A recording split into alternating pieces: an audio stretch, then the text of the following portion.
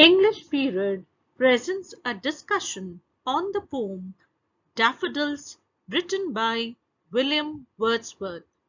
Here you will find the explanation of the poem, the discussion of the meanings and figures of speech, and a lot more. What are daffodils?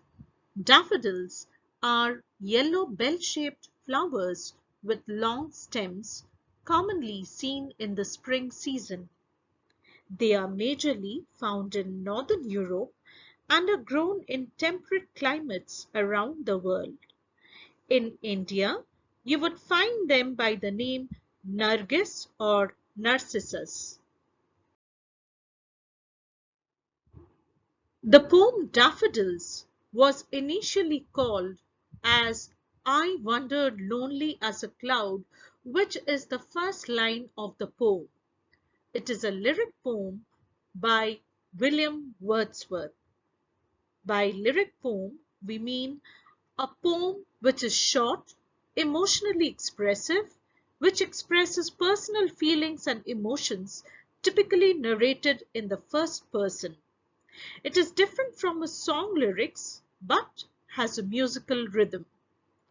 The poem was inspired by an event on 15th of April 1802 in which Wordsworth and his sister Dorothy came across a long belt of daffodils. Before we start with the discussion of the poem, let us know a little bit about the poet William Wordsworth. William Wordsworth was a British poet who spent his life in the Lake District of northern England. He was a romantic poet and wrote about common people and their feelings. The glorious landscape of Lake District deeply affected Wordsworth's imagination and gave him a deep love of nature. As a poet, he used ordinary words to express his personal feelings. Now let us discuss stanza number 1. I wandered lonely as a cloud that floats on high over vales and hills, when all at once I saw a crowd, a host of golden daffodils, beside the lake, beneath the trees, fluttering and dancing in the breeze. In this stanza, we see that the poet starts the poem with a simile and compares himself with the cloud which is wandering lonely, free from all duties and responsibilities. However, as soon as he sees the beautiful golden daffodils growing along the margin of a bay beneath the trees, dancing and fluttering with the light breeze, he finds himself captivated by their magical beauty. Please note the word vales means valleys. As for the figures of speech that are used in this stanza are simile. The first line is a simile, I wandered lonely as a cloud, because here we find that there is a comparison between two things using as. After that, we come to personification. If we come to the last line, we see that the poet had personified the flowers by saying that they were fluttering like birds or butterflies and dancing like human beings. There is an indication of a breezy day, so we get an overall image, an overall picture where we find the landscape that includes the valleys, the hills, the lake, the trees, the flowers dancing beneath them, and the breezy atmosphere.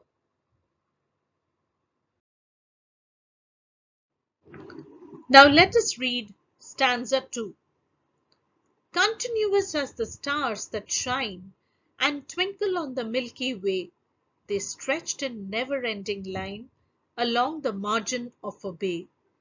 10,000 saw I at a glance, tossing their heads in sprightly dance. So in this stanza, we see that the poet continues to admire the mesmeric beauty of the daffodils. This stanza too starts with a simile where the flowers are compared to the stars. The flowers are stretched in a continuous line, just like the stars in a galaxy in the Milky Way. Moreover, the daffodils were shining and twinkling as they were fluttering in the breeze, just like the stars. This comparison with the stars may have a greater implication in indicating that the flowers are heavenly as the stars. The flowers were visible as far as the poet could see along the shoreline of the bay. That is why he uses the phrase never-ending line. Here, continuous and never-ending may also suggest that the flowers left an everlasting impact on him. It is to be noted that Wordsworth exaggerates the number of flowers by saying 10,000 saw I at a glance. Now this indicates that the poet has never seen so many daffodils at once and he was simply overjoyed. This type of exaggeration is called hyperbole, which are exaggerated statements or claims not meant to be taken literally. The poet also says that the daffodils were tossing their heads as if they were dancing in joy. Actually, the poet was amazed at the beauty of the flowers, hence he found everything around him so joyful. All these references of dancing and tossing heads are parts of his personification of the flowers. So here again you need to note the poetic devices used. They are the simile, the hyperbole, the personification, the imagery. Some meanings of few of the words are also given like Milky Way, bay, at a glance, margin and sprightly. So here's the third stanza. The waves beside them danced, but they outdid the sparkling waves in glee. A poet could not but be gay in such a jocund company. I gazed and gazed, but little thought what wealth the show to me had brought.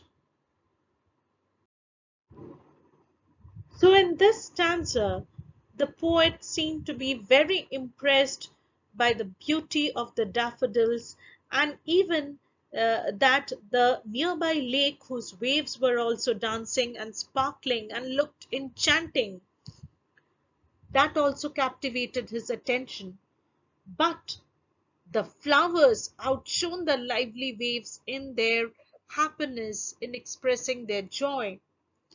Having such cheerful companion like the daffodils, a poet like Wordsworth could not but be happy.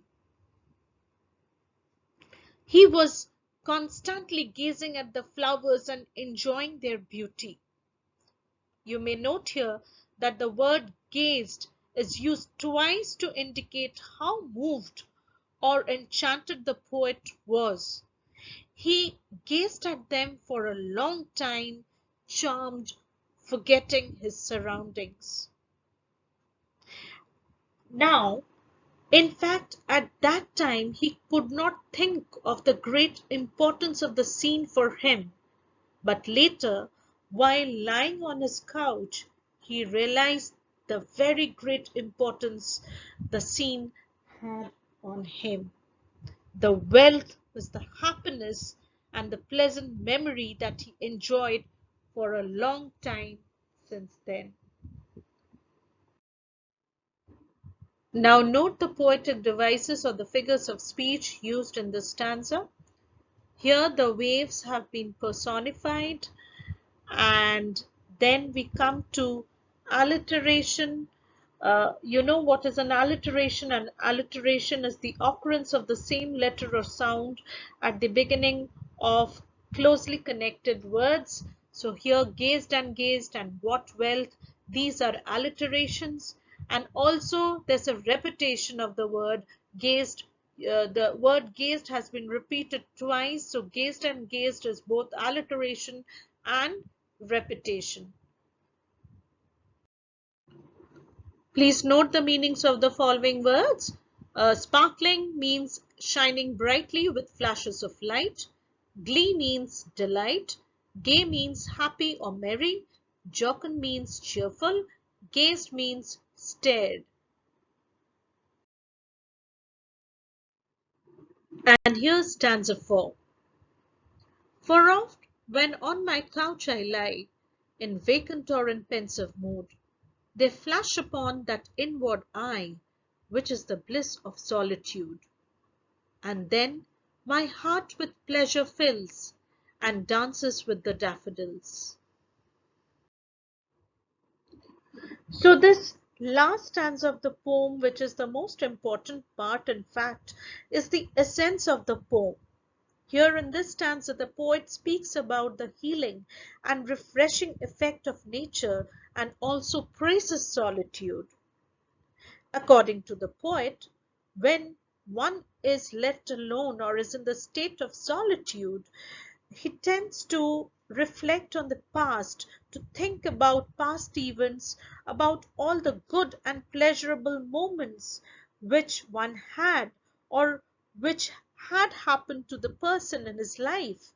So these memories have a cheerful and lively effect on that person. He greatly feels happy not only with himself but also with all that had happened to him. The poet says that whenever he lies on his couch having nothing to do, or maybe he is in pensive mood enjoying the solitude, the images of the daffodils flash upon his mind. And when this happens, the poet feels calm, he feels refreshed, motivated, and good about himself. This is how nature influences him. The memories of the daffodils fill his heart with pleasure and joy, and he feels like dancing along with the daffodils.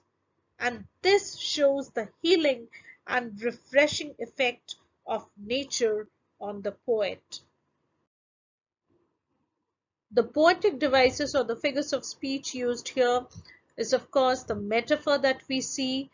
Inward eye has been used as a metaphor here where the eye is compared to the memory and imagination. And apart from that, please note the meanings of these certain words and phrases. Oft means often, vacant means void of thought or empty, a vacant mind here. Pensive means thoughtful or reflecting a deep, serious thought. Inward eye means mind or dreams, refers to the insight of the mind and spirit. Bliss means great joy or happiness.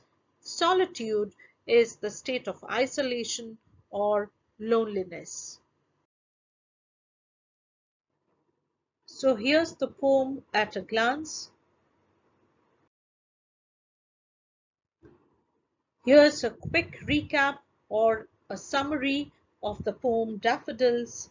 So we see that the poem is about nature, about how easy it is for nature to lift the spirit and the morale of a person, which is beautifully depicted through the lines of the poem. To self-assess, you may do this task at home. Focus on the images in the poem and pick out one example each to illustrate how the poet makes use of the following figures of speech in the poem. You may write an example of the simile, one example of personification, and one example of repetition as used in the poem. Hope this video has helped you in understanding the poem Daffodils. Please click the like button if you have liked the video. Do not forget to share and subscribe our channel in order to stay tuned to the various topics of English that are discussed. Happy learning. Thank you.